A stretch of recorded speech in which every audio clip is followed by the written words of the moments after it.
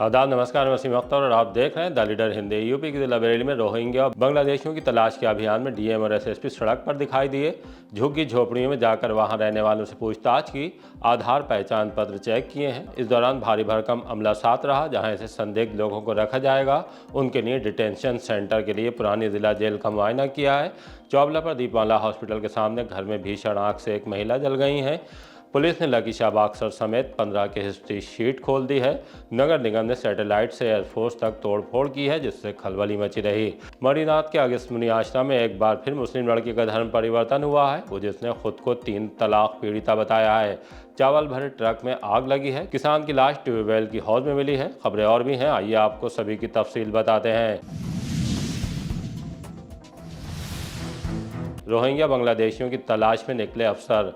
CM Yogi Adityanath के निर्देश पर डीएम अविनाश सिंह, एसएसपी अनुराग आर्य मातहत अफसरों पूरे अमले के साथ सड़कों पर दिखाई दिए। घुसपैठियों की तलाश में पीलीभीत बाईपास पर झुग्गी झोपड़ी में पहुंचकर वहां रहने वालों से पूछताछ की, उनके कागजात देखे, आधार कार्ड पहचान पत्र का जायजा लिया। डीएम एसएसपी ने खुद पूछताछ की। दोनों अफसर झोपड़ियों के अंदर भी गए।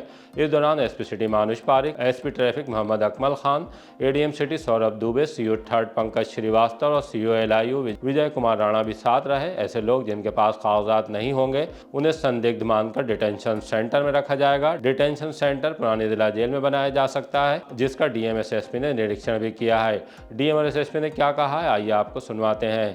देखिए, बराबर जो रोहिंग्या, बांग्लादेशी या अन्य वो लोग जो सीमा पार से यहाँ पर आए हुए हैं बिना किसी पर्याप्त कह सकते हैं कि डॉक्यूमेंट्स के, उनके खिलाफ एक सत्यापन की जांच पड़ताल का अभियान चलाया जा रहा है। ये अभियान पूरे पुलिस प्रशासन के द्वारा पूरे जनपद में, इसके लिए सभी एसडीएम सीओ को भी आवश्यक कार्रवाई करने के लिए कहा गया है और इसके साथ एलआईयू, इंटेलिजेंस और इसकी अन्य टीमें भी इसमें लगी हुई हैं। इसका मुख्य उद्देश्य है ऐसे लोग जो कि सीमा पार से या कहीं से भी आए हों, यहाँ पर घुसपैठिए की हैसियत से हों और जो राष्ट्र के लिए और प्रदेश के लिए खतरा हों, ऐसे लोगों को चिन्हित करके उनको पहले हम डिटेंशन सेंटर में लेके जाएंगे और वहाँ पे उनकी पूरी अच्छी तरह से जांच पड़ताल होगी और फिर इस जांच पड़ताल के बाद जो निकल के आएगा तदनुसार ये आवश्यक कार्रवाई अमल में लाई जाएगी। अभी कार्रवाई चल रही है, कई चीज़ें ऐसी हैं जो गोपनीय भी चल रही हैं। गोपनीय स्तर से भी इस पर कठोर कार्रवाई के लिए पूरी एक्सरसाइज की जा रही है और निश्चित रूप से जो भी ऐसे लोग पाए जाएंगे उनको डिटेंशन सेंटर में रखने के बाद उनके ऊपर हम लोग जो जांच में उनके सत्यापन जो निकल के आएगा तदनुसार ही हम आवश्यक कार्रवाई करेंगे। डिटेंशन सेंटर जो हमारा है वो पुरानी जेल में, महिला जेल जो बनी हुई है, उसी को हमने बनाया है। वहाँ भी अभी हम लोग विजिट करके आए हुए हैं, उसको सब देख के आए हैं और जैसे पहले भी हमने अभी इस अभियान को चलाया था, उसी तरह का ये अभियान पुनः चलाया जा रहा है। हम लोगों ने पूरे जनपद में जून के महीने में इलीगल बांग्लादेशी और रोहिंग्या इमिग्रेंट्स के खिलाफ, साथ साथ में बाहरी अगर कोई आपराधिक तत्व है उसके खिलाफ एक ड्राइव चलाई थी। उसी ड्राइव को दोबारा अभी दिसंबर में शुरू किया गया है, जिसमें सभी थाना क्षेत्र 28 थाना क्षेत्रों में और एक सीओ एलआईयू के नेतृत्व में टीम गठित की गई है। ये जो भी बाहरी व्यक्ति मिलता है, अगर वो संदिग्ध लगता है तो उसके डॉक्यूमेंट्स को वेरीफाई करने के लिए, और अगर वो इलीगल बांग्लादेशी या रोहिंग्या है तो जो मिनिस्ट्री ऑफ होम अफेयर्स, गृह मंत्रालय की गाइडलाइंस है उसके अनुसार उसका वेरिफिकेशन करा के उसको डिपोर्ट करने की जो प्रक्रिया है वो अमल में लाई जाएगी। ये अभियान अभी शुरू किया गया है और दिसंबर के महीने में चलेगा। इसमें हमारे सभी थाना क्षेत्रों में भी सूचना संकलन, डॉक्यूमेंट, अगर कोई संदिग्ध व्यक्ति मिलता है तो फिर उसका वेरिफिकेशन और उसको डिपोर्ट करने की कार्रवाई, इसके लिए सभी को निर्देशित किया गया है। हम लोग भी खुद निकल के और इस अभियान में शामिल हैं। सारे राजपत्रित अधिकारी बहुत ही संवेदनशीलता के साथ, इसमें बहुत हम लोगों ने स्पष्ट गाइडलाइंस दी है कि अगर कोई भी व्यक्ति ऐसा है जो बाहर का व्यक्ति यहाँ के कारोबार कर रहा है और भारत का नागरिक है तो उसको कोई समस्या किसी प्रकार की नहीं है, वो अपना थाने पे सूचित कर दे ताकि सेफ्टी पॉइंट ऑफ व्यू से, सिक्योरिटी पॉइंट ऑफ व्यू से कोई दिक्कत ना हो। और अगर कोई ऐसा व्यक्ति मिलता है जिसका आपराधिक बैकग्राउंड है तो उसको ज़रूर हम लोग एक बार चेक करेंगे कि कहीं वो किसी और मकसद से जनपद में मौजूद नहीं है। चौबला पर घर में भीषण आग से झुलसी महिला। थाना कोतवाली के इलाके चौपला के पास तब हड़कंप मच गया जब दीपमाला हॉस्पिटल के सामने स्थित एक मकान में अचानक आग भड़क उठी। आग घर में गर्म पानी करने वाली इलेक्ट्रिक रॉड से लगी है, जिसे उपयोग करने के बाद बिस्तर पर रख दिया गया था। कुछ ही देर में बिस्तर ने आग पकड़ ली और पूरा कमरा लपटों से घिर गया। रमा सक्सेना गंभीर रूप से झुलस गई हैं। पड़ोसियों ने तुरंत पानी डालकर आग बुझाने की कोशिश की और रमा सक्सेना को किसी तरह बाहर निकालकर अस्पताल पहुंचाया। उनकी हालत फिलहाल गंभीर बताई जा रही है। सूचना मिलते ही फायर ब्रिगेड की टीम मौके पर पहुंच गई और आग पर काबू पाया। लकी शाह बाक्सर समेत 15 की खोली हिस्ट्री शीट। एसएसपी के निर्देश पर लूट, चोरी, नकबजनी, मारपीट, गौ तस्करी, अवैध हथियार चोरी की घटनाओं, तस्करी, वाहन चोरी और सांप्रदायिक सौहार्द बिगाड़ने जैसे गंभीर अपराधों में शामिल 15 अपराधियों की हिस्ट्री शीट खोली गई है। इन सभी अपराधियों के विरुद्ध दर्ज गंभीर मुकदमे, उनकी पिछली आपराधिक गतिविधियों, पुलिस निगरानी के आधार पर यह कार्रवाई की गई है। इनमें प्रमुख नाम प्रेमनगर थाना के ब्रह्मपुरा निवासी जुनैद खां बाक्सर उर्फ लकी शाह का है। लकी के खिलाफ 17 मुकदमे दर्ज हैं। हाल ही में जुम्मे पर हुए बवाल को लेकर भीड़ को उकसाने का आरोप लकी शाह पर लगा था और मुकदमा भी दर्ज किया गया था। इसी तरह आंवला थाना क्षेत्र के रईस अहमद उर्फ गिर्री, मोबीन, ज्ञान सिंह, छोटा, केशव उर्फ तेड़ा की हिस्ट्री शीट खोली गई है। हाफिजगंज के करण, सुभाष नगर के अनीस ठाकुर, मुकेश कुमार, इज्जत नगर के उजैर, मोहसिन, छुटका, लालू पटेल, अफरोज, सन्नी पटेल की भी निगरानी की जाएगी। इनकी भी हिस्ट्री शीट खोल दी गई है। सैटेलाइट से एयरफोर्स तक तोड़े गए पक्के निर्माण। नगर निगम ने अतिक्रमण के खिलाफ बड़ा अभियान चलाया। ये कार्रवाई सुबह 10 बजे से शुरू हुई और देर शाम तक जारी रही। अभियान की शुरुआत सैटेलाइट से यूनिवर्सिटी रोड होते हुए डोरा रोड तक और दूसरी तरफ एयरफोर्स गेट तक गई। अभियान में अतिक्रमण विभाग, स्वास्थ्य विभाग, परिवर्तन दल और कमांडो टीम मौजूद रही। ऐसा आने वाले दिनों में वीआईपी मूवमेंट को देखते हुए प्रमुख मार्गों को अतिक्रमण मुक्त करने की बड़ी पहल है। नगर निगम की टीम ने पहले व्यापारियों और राहगीरों को चेतावनी देकर अतिक्रमण हटाने का अनुरोध किया। अधिकांश स्थानों पर बिना फाइन लगाए लोगों को स्वयं हटाने का मौका दिया गया। अफसरों का कहना है कि आज की कार्रवाई में कई किलोमीटर एरिया को अतिक्रमण मुक्त करा दिया गया है, जिससे आवागमन में सुधार होगा।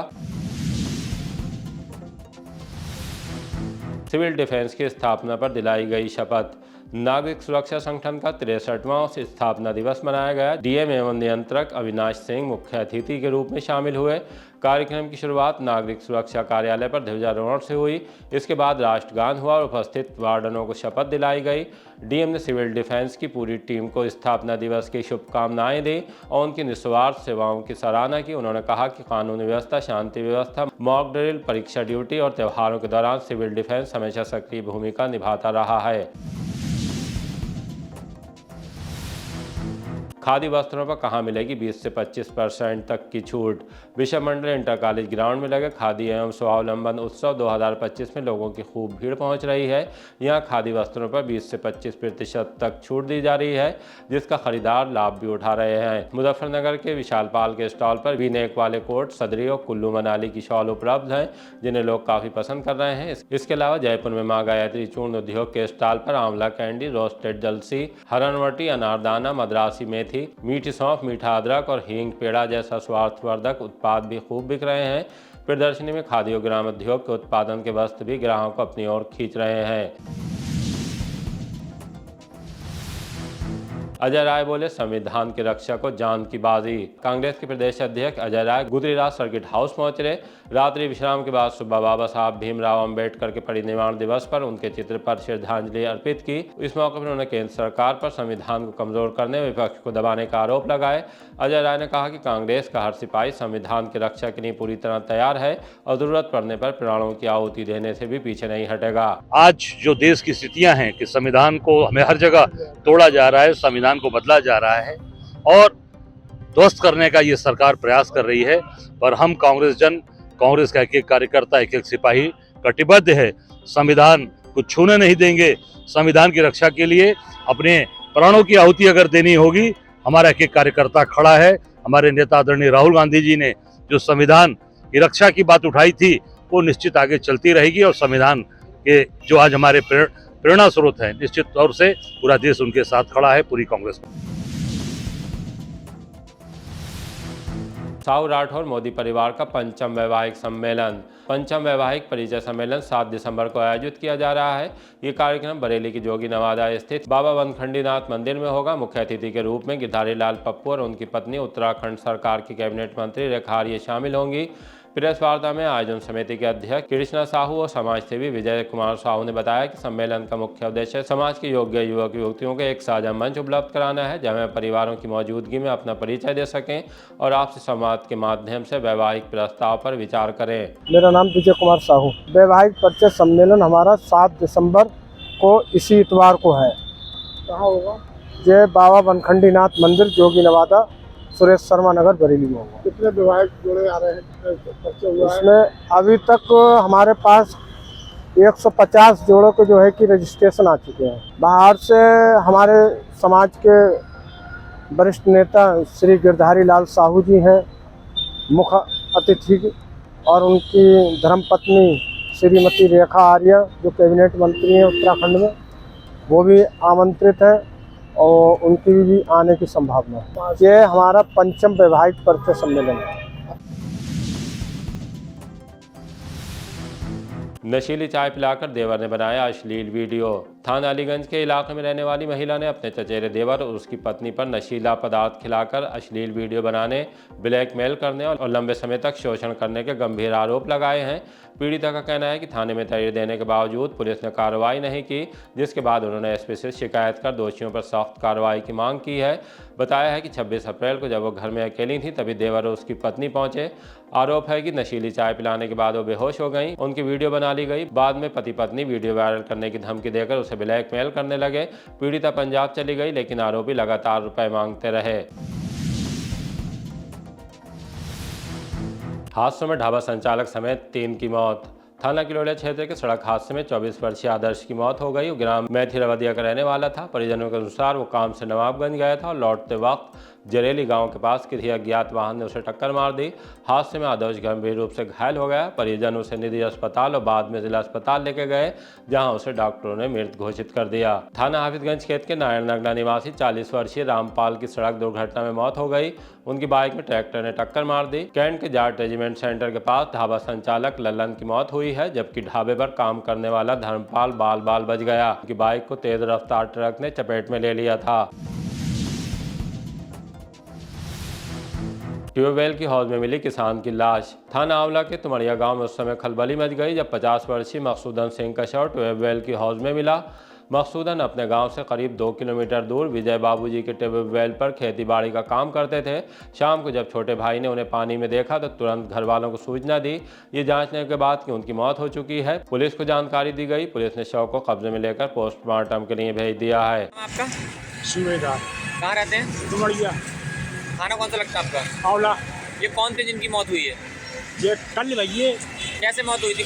अब इसकी हमें तो जानकारी है ना, और हम पड़े मिले शोरा बहुत जंगल में है ना कुआ, जंगल में क्या करते थे?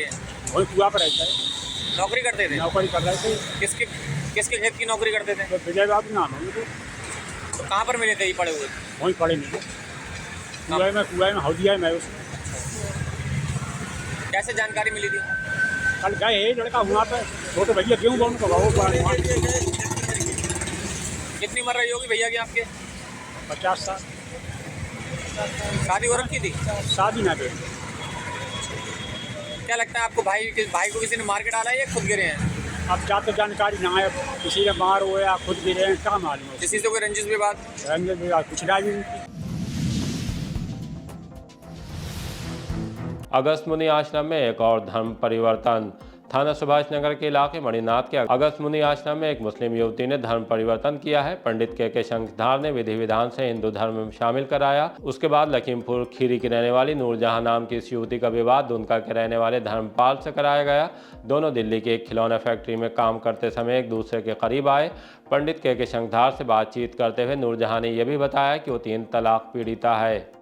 आपका नाम? नूरजहां। आपके अब्बाजान का नाम? आसिफ अली। आपकी अम्मी जान का? मुन्नी।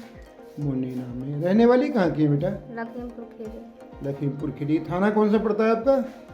थाना खीरी। थाना खीरी पड़ता है। कितने भाई बहन हैं आप? 6। आप पढ़ी लिखी कितना है? 8 तक। 8वीं तक पढ़ी थी। तो आपकी ये धर्मपाल जी से जान पहचान कहाँ हुई? दिल्ली। दिल्ली में कहाँ काम करती थी आप? मुंडेगा। मुंडेरा में। काय की फैक्ट्री थी? खिलौना कंपनी। तो आपकी इनसे जान पहचान? प्लाट में हुई। प्लाट का मतलब समझे नहीं। अरे वो किराए से। अच्छा, किराए के मकानों में जहाँ रहती थी हाँ। वहाँ पर हुई। तो वहाँ क्या टीन वीन डाल के रहते थे, कैसे रहते थे? नहीं, प्लाट वाला था, प्लाट मालिक। अच्छा, छोटे छोटे कमरे बने होंगे। कमरे किराए से मिलते हैं। अच्छा। तो आपने जो शपथ पत्र दिए हैं, ये शपथ पत्र कहाँ से बनवाए आपने? कहीं गई थी आप बनवाने के लिए? कागज़ अंगूठे वगैरह लगे थे आपके? हाँ। कहाँ? कचहरी पे। तो शपथ पत्र में आपने लिखा है कि आपको इस्लाम मजहब पसंद नहीं है। इस्लाम आपको क्यों पसंद नहीं है? निगाह टूट जाता है, निगाह टूट जाता है, तलाक हो जाती है। तलाक दे देते हैं। तो आपकी तो तलाक हो चुकी है शायद, हो चुकी है, 3 बार तलाक कह दिया आपके घर वाले ने। 3 बार कर दिया। अच्छा, तो तलाक है। अच्छा, ये हिजाब जो पहना के रखते हैं अच्छा लगता है आपको, बुर्का आदि? नहीं लगता। अच्छा, आप हिंदू धर्म को कब से मानती हैं? 5 साल से। 5 साल से आप किसी देवी देवता को मानती हैं? राम को मानती हैं। मंदिर वगैरह जाती थी? हाँ। तो मंदिर जाने की वजह से आपके घर वाले आपको परेशान करते होंगे, डांटते डपटते होंगे। तो आप अपनी मर्जी से शादी करना चाहती है धर्मपाल के साथ? हाँ, अपनी मर्जी से। कोई जोर दबाव तो नहीं किसी का? नहीं, किसी का नहीं। तो कितने दिनों से आप धर्मपाल जी के साथ में रह रही हैं? 7-8 महीने से। 7-8 महीने से रह रही हैं इनके साथ? हाँ। अच्छा, तो अब शादी करने का विचार कर आप लोगों का हुआ, यानी लिव इन में रहती रही आप। हाँ। अब शादी करने का मन में ख्याल आपके आया, जैसे बंधन में बंध सकें।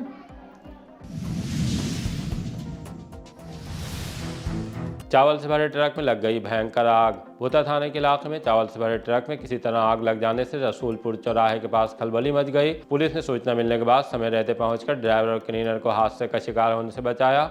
बाद में फायर ब्रिगेड को फोन किया तो आग पर काबू पाया जा सका। नाबालिग से छेड़छाड़ में 1 साल की सजा। विशेष पॉक्सो कोर्ट ने नाबालिग के साथ छेड़छाड़ के मामले की सुनवाई करते हुए दोषित पाकर तालिब को 1 साल कैद और 25,000 अर्थदंड की सजा सुनाई है। अर्थदंड नहीं भरने पर 3 माह का अतिरिक्त कारावास भुगतना होगा। उसके खिलाफ 3 साल पहले थाना मीरगंज में मुकदमा दर्ज कराया गया था। इस मामले में ऑपरेशन कन्विक्शन के तहत एसएसपी अनुराग आर्य के निर्देश पर पुलिस ने प्रभावी पैरवी की। लवलीन प्रदेश संयोजक और संजय दिल अध्यक्ष। राज जागरण ट्रस्ट के संचालित राज जागरण सनातन संघ के स्थापना दिवस पर उपजा प्रेस क्लब सभागार में कार्यक्रम का आयोजन किया गया। मुख्य अतिथि के रूप में चित्रगुप्त पीठ मथुरा वृंदावन से जगत गुरु स्वामी 1008 सच्चिदानंद महाराज उपस्थित रहे। इस दौरान लवलीन कपूर को संगठन का उत्तर प्रदेश संयोजक और संजय शर्मा को बरेली का जिला अध्यक्ष मनोनीत किया गया। सच्चिदानंद ने वक्तव्य में कहा कि आज सनातन को और मजबूत करने के लिए इस तरह के संगठनों की महती आवश्यकता है। सब पदाधिकारियों को विश्वास दिलाता हूं कि जब कभी भी आपको जरूरत होगी मैं आपके साथ खड़ा नजर आऊंगा। संगठन के संरक्षक पवन सक्सेना ने कहा कि अब संगठन सनातन विचारधारा को आगे बढ़ाते हुए युवाओं को सनातन एकता से जोड़ने का प्रयास करेगा। इसी तरह की ताज़ा अपडेट जानने के लिए देखते रहिए द लीडर हिंदी। विदा लेने से पहले हमारी आपसे गुजारिश है कि हमारी रिपोर्टिंग पसंद आ रही है तो खबरों को शेयर कीजिए और हमारे चैनल को सब्सक्राइब करके हमारा हौसला ज़रूर बढ़ाइए।